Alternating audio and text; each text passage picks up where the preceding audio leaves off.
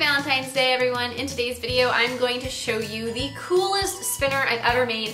And I can say that because I recently made a different one that I said was the coolest, but this one is even more interesting, so it got even better. This is a heart-shaped spinner that is filled with glitter, and it is an aquarium. And making aquarium spinners definitely presents a whole new set of challenges that are so interesting to overcome.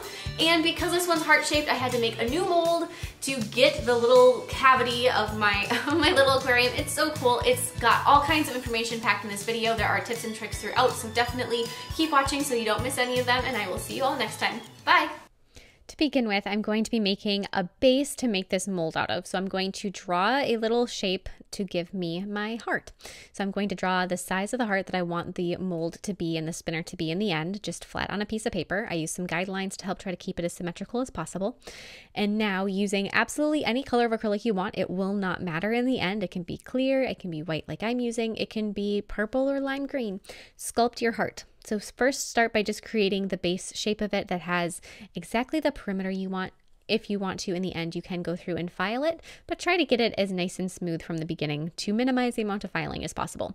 Then, after you have a flat pancake-shaped heart, go through and add lots of acrylic to bulk this up. The more height you add to this acrylic heart, the more space there will be inside your aquarium, the more movement your glitter will have. So if there's just a little bit of space inside, it probably won't move around very much, especially around that center bead that has to be there. If you put in a lot of movement or a lot of height to this heart, there will be a lot of space for the glitter to free move within the aquarium, and you will just look better. It'll have more movement. It'll be more interesting. So I'm going to I added a second layer, and then I'm going to go through and I'm going to add a third coat or a third section of acrylic on top of this. Same thing, I'm going to meticulously try to smooth it out so I don't have to do as much filing as I may have to if I wasn't quite so careful. With that being said, obviously go through and file any lumps or bumps that you may have, smooth everything out, make sure the edges are nice and crisp, do anything that you feel is necessary, but I just like to try to prevent it if I can, or prevent extra work. So just go through, especially right around the perimeter, make sure that you file it so that the edges don't taper off, they're a little bit more squared. And then I'm going to cleanse this with some acetone. I'm cleansing the acrylic with acetone because that will melt and kind of smooth it out even farther. After you really give this a good scrub down with 100% acetone, the stuff you would use to soak acrylic off of nails, just go over it a bunch of times and just really use pressure and rub it. Then apply a layer of gel top coat over the whole thing, or gel sealer, so that it is very shiny and has a slick surface. Once that's done and that has been cured so that there is no stickiness left whatsoever, grab a 2-part mold making compound. So there's an A part and a B part. For this particular one, depending on what brand you have, you just read what the instructions say, but you mix equal amounts of A and B together until it is a smooth, even yellow color. Obviously, if your mold making putty is a different color, it'll be a different color that you're aiming for. Once it is a nice, even, consistent color, press the little ball of the putty around your heart and just kind of squish it in around all the edges so that it doesn't have any gaps anywhere. It can actually go over the edges of the heart a little bit if that seems to help. And then this one says to leave it to set up for 20 minutes. So I'm going to set that on my table away from where I'm working and leave it alone for at least half an hour, because I am one of those nervous people that can't let it just say 20 minutes because that mustn't be long enough. I'm going to give it some extra time. So while I'm waiting for that, I'm going to fit a form onto my practice finger, and then I'm going to take some clear acrylic and I'm going to extend the nail bed into a nice almond shape, which is about the shape that I usually keep my own nails. So I'm just going to use that clear acrylic to smooth out the transition from what would be the natural nail onto the form so that there isn't a big drop off, a little cliff at the end of the natural nail, and then carry that down in a very, very thin layer to where I want the length of the first portion of this nail to be. Obviously, we have a spinner and all sorts of crazy stuff, so this is just part one. Put a long bar bead on top of a piece of wire, and then you're going to hold that in place on your nail form with a little bit of poster putty, and then on the other end of your wire, attach the wire to the end of that nail that you have sculpted so far. The bar bead that you use should be as long as your heart is from the indent at the top of the heart to the point at the bottom of the heart. After you've got that and it's in place, grab a color of acrylic, whatever color you like, and apply that in an overlay over the top of the nail bed down the clear portion of the nail to where it ends on that wire. While you're doing this and you're applying this, just like we did with the heart, when you're sculpting, try to be as careful as you can to not make any really big messes with your acrylic. Obviously, depending on your style of sculpting or your skill set and all of those other things, it's probably easier said than done to avoid filing. And I wouldn't expect to avoid filing entirely, but as much as you can avoid it, because it will be very difficult to file it around the bead, the wire, and the aquarium, is just a good thing. So if you can make it so that their filing can just be a little bit of touch up here and there, or maybe just a little bit of filing on the free edge and a buffer block, that would be absolutely ideal. Encapsulate your color with some clear acrylic, scoot your bead up the wire after this is cured, leaving everything still on the nail form, and then attach your bead to the nail form with that poster putty so that it isn't going to slide down. Use clear acrylic on the other end of your wire to sculpt a heart.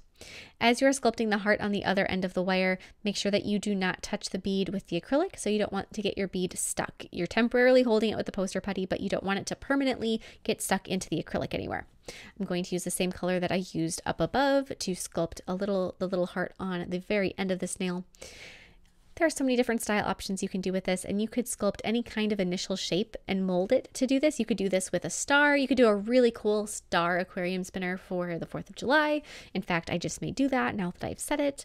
It's just so many different options. I can think of some really cool ones to do for Halloween.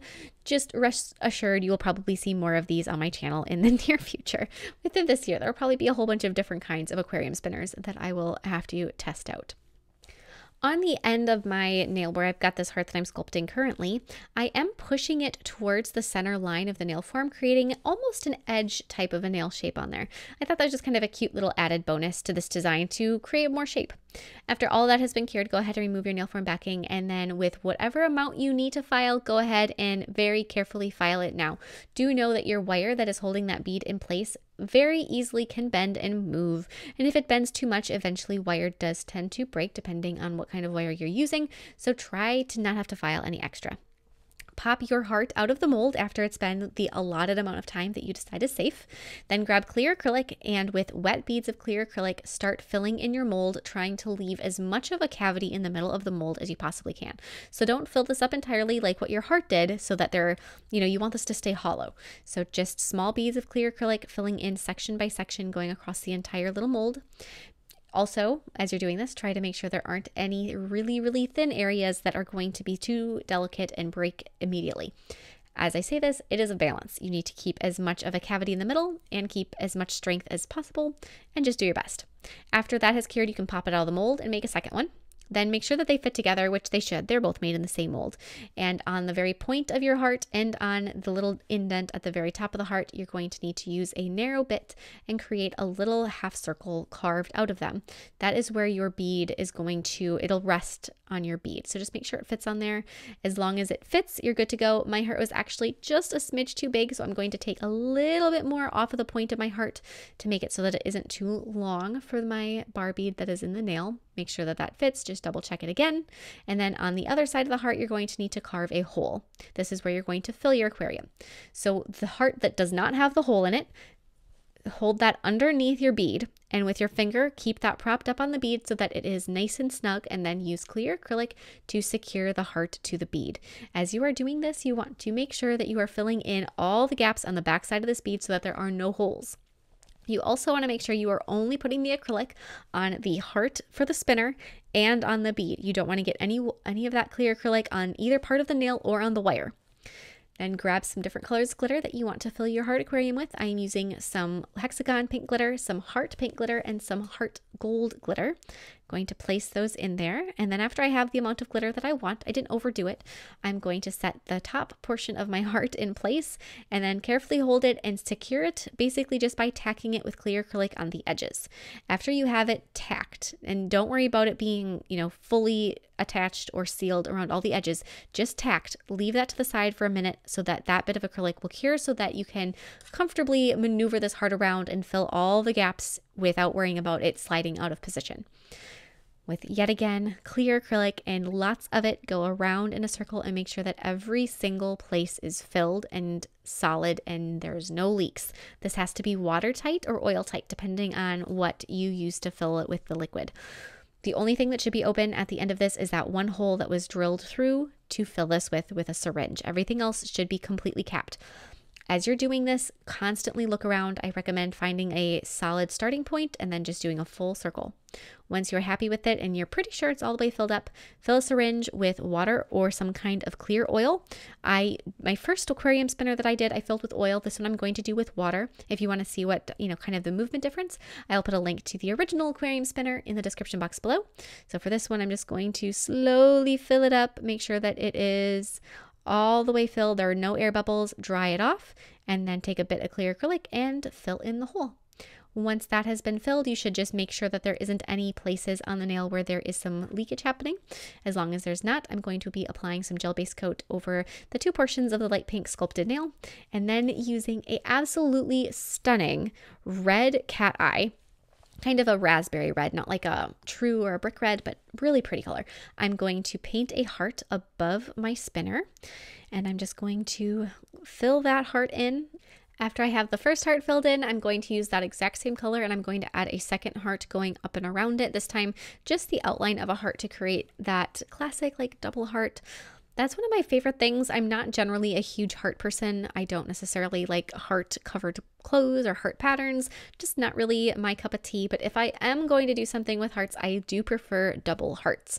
And I don't know why that is, but here we go. We're going to do it anyway. We have a whole bunch of hearts happening in this video, so I figured in for a penny, in for a pound, might as well just go for it. So I've got that second thinner line of heart going all the way up and around. Once I'm happy with it and I like the shape and the thickness of both the inner and the outer hearts, I am then going to be grabbing my magnet, and I'm going to use it facing up, and I'm going to go from side to side and top and bottom, just manipulating that magnet to push all of those pigments to the center to get that flash magnetic look. And then I'm going to flash cure that with my flash cure flashlight, making sure to set that magnetic pigment in place so it doesn't move around. I will then take my same magnetic reddish pinkish raspberry color, and I'm going to be adding a heart to the very tip of the nail, just sort of doing an inside outline of the heart that I sculpted. After I have that one all painted in, absolutely love this color. It's from Madame Glam. It's one of the prettiest reddish colors I own. It's just stunning. I'm going to flash cure that one and then put them into the lamp to cure.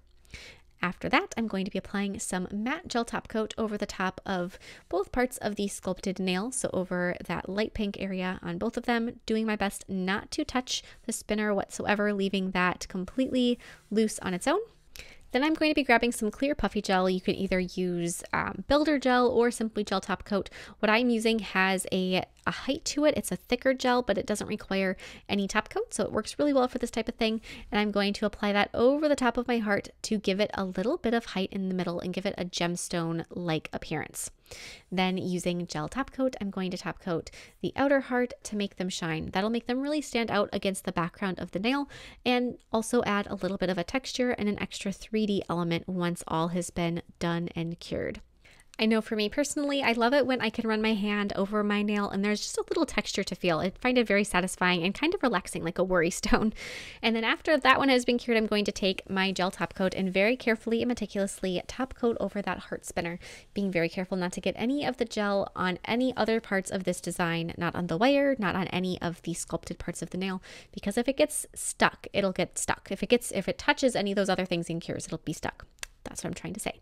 Top coat the front, turn it around after it's been cured, top coat the back, and then once all has been shined up and cured, this is all done. And give yourself a huge pat on the back, because this type of a design is a major accomplishment. And if you do give it a go, I would absolutely love to see what kind of rendition you make. Like I said, these are so cool and so crazy and the most satisfying aquarium, because they do provide a lot more space for the glitter to have free movement inside, more so than say just your standard aquarium nail. So it's a lot more fun.